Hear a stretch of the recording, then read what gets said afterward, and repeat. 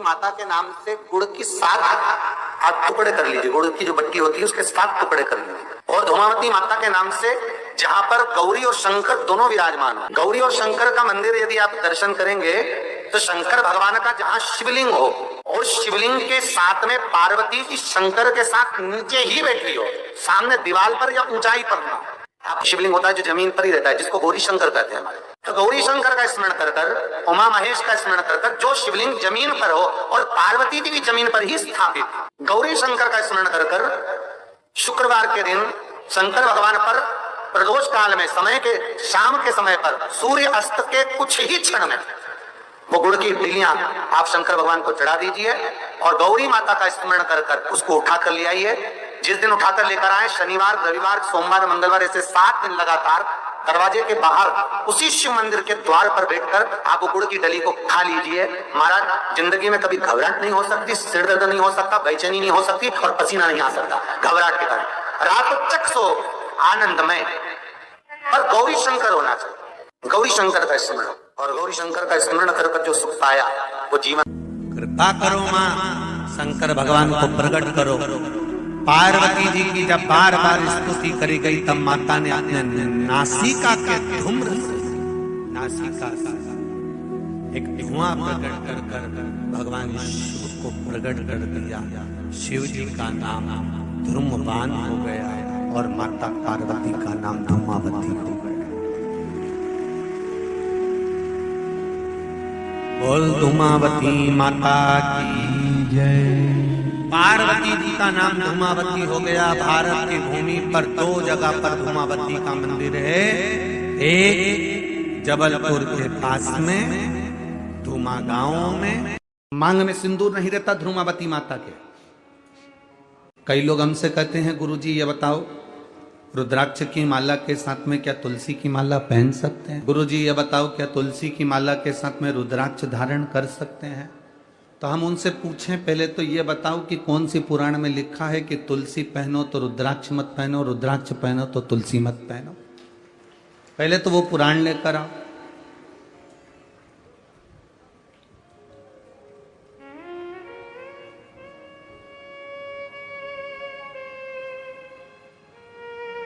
तुलसी की मंजरी मेरे शिव के अभिषेक में आती है।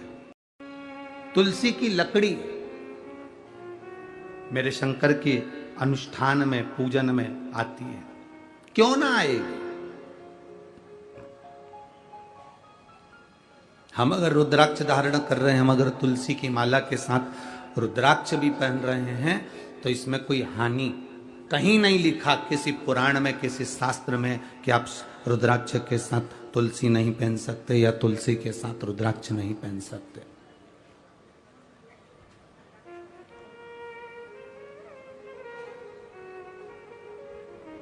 तुलसी अगर हमको भगवान नारायण का चरण प्रदान कर रही है तो रुद्राक्ष हमें विश्वास, भक्ति और रोग से मुक्ति कराकर भगवान के श्री चरणों तक श्रद्धा उत्पन्न कर रहा है।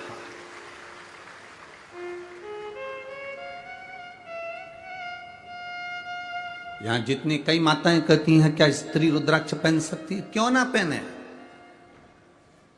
सीहोर का अगर रुद्राक्ष तुम्हारे पास में है लाल धागे में, तुम कितना भी आभूषण पहन लो, कितना भी जेवर पहन लो, कितना सोना चांदी कुछ भी पहनो, कितने हीरे पन्ने पहनो, पर शरीर के अंदर एक धागे में उसको, रुद्राक्ष को भले तुम किसी को दिखाओ चाहे मत दिखाओ, तुम्हें दिखाने में भी अगर शर्म आए तो शरीर से रुद्राक्ष टच रहना चाहिए।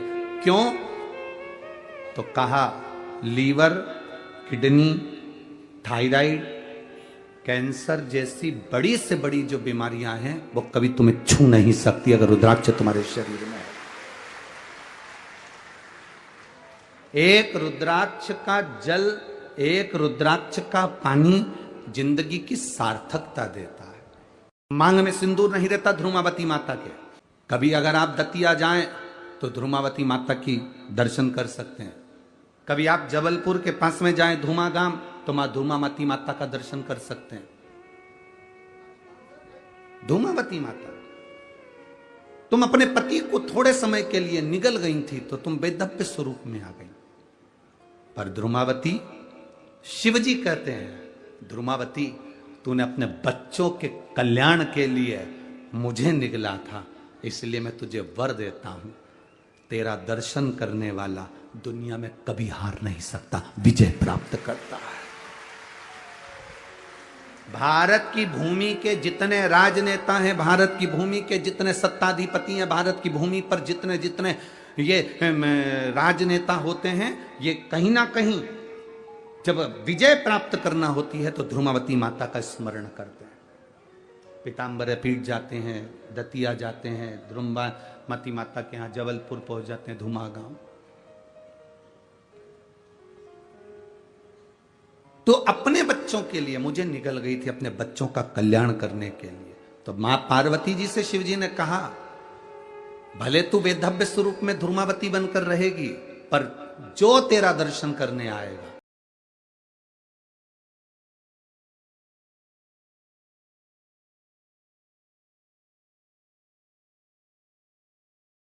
माता के नाम से गुड़ की 7 टुकड़े कर लीजिए। गुड़ की जो बट्टी होती है उसके 7 टुकड़े कर लीजिए।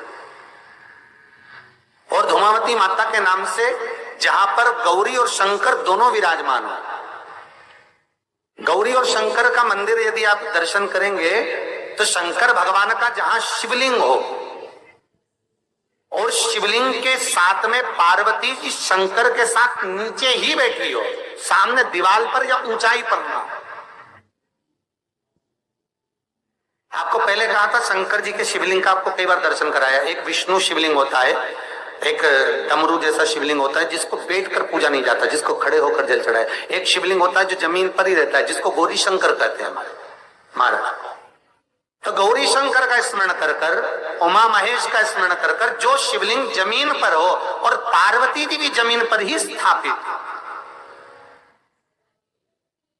गौरी शंकर का स्मरण कर कर शुक्रवार के दिन शंकर भगवान पर प्रदोष काल में समय के शाम के समय पर सूर्य अस्त के कुछ ही क्षण में वो गुड़ की डिलियां आप शंकर भगवान को चढ़ा दीजिए और गौरी माता का स्मरण कर कर उसको उठाकर ले आइए। जिस दिन उठाकर लेकर आए, शनिवार, रविवार, सोमवार, मंगलवार, ऐसे 7 दिन लगातार दरवाजे के बाहर उसी शिव मंदिर के द्वार पर बैठकर आप वो गुड़ की डली को खा लीजिए। महाराज, जिंदगी में कभी घबराहट नहीं हो सकती, सिर दर्द नहीं हो सकता, बेचैनी नहीं हो सकती और पसीना नहीं आ सकता घबराहट के कारण। रात को चक सो आनंदमय, पर गौरी शंकर होना चाहिए। गौरी शंकर का स्मरण,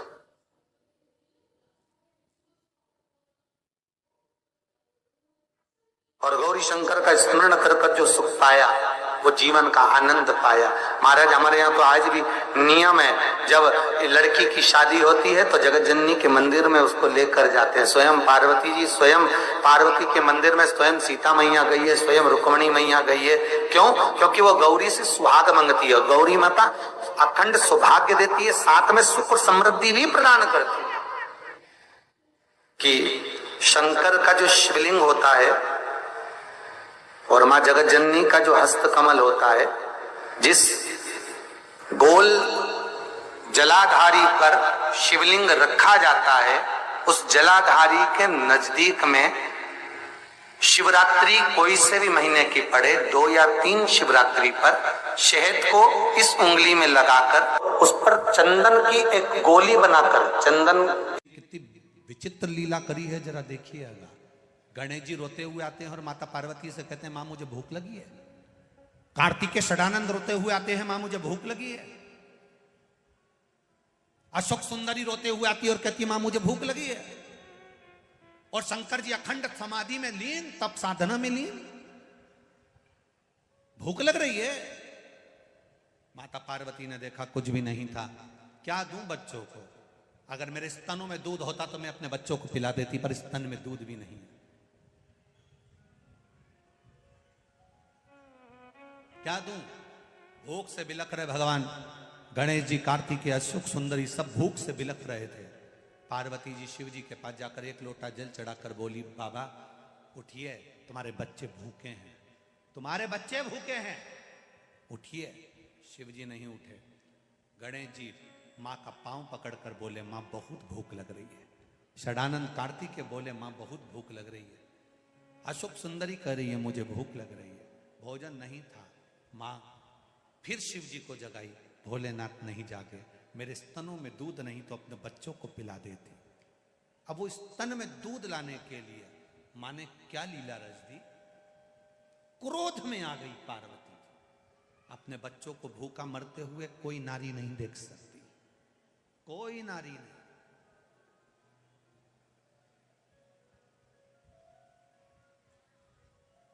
कौन नारी देखेगी?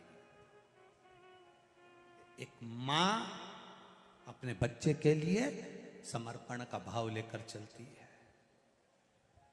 देखा मेरे बच्चे भूखे, स्तन में दूध नहीं। पार्वती जी को क्रोध आया, शंकर जी को उठा लिया, उठाकर मुंह में धरकर निगल गई। स्तन से दूध बहने लगा, बच्चों को पिलाने लगी। हाहाकार मच गया, साबधूर। शिव जी को पार्वती जी निगल गई, शिव जी नहीं, शिव जी नहीं, शिव जी नहीं। देवताओं ने आराधना करी, मां कृपा करो, मां प्रकट करो महादेव को। शंकर जी को धुएं के रूप में अपनी नासिका से महादेव को प्रकट कर दिया। शिव जी का नाम ध्रुमवान हो गया और पार्वती का नाम ध्रुमावती हो गया। शिव जी धूमवान बन गए, माता पार्वती धूमावती बन गई। शंकर जी ने कहा पार्वती तू अपने पति को थोड़ी देर के लिए निगल गई थी, तेरा पति उस समय पर नहीं था, इसलिए ध्रुमावती तू वैधव्य के रूप में रहेगी। ना तेरी मांग में सिंदूर होगा, ना गले में मंगलसूत्र होगा, ना बिछुड़ी, ना चूड़ा होगा। आज भी दतिया में पीताम्बरा धाम में मां धूमावती के मंदिर है। मां धूमावती का अगर आप दर्शन करने जाओगे तो मां सौभाग्यवती नारी को अंदर नहीं जाने दिया जाता, पर्दे में बंद रहती है, 16 श्रृंगार नहीं करती। मां वैधव्य के रूप में रहती है। ना मांग में सिंदूर है, ना नाक में लौंग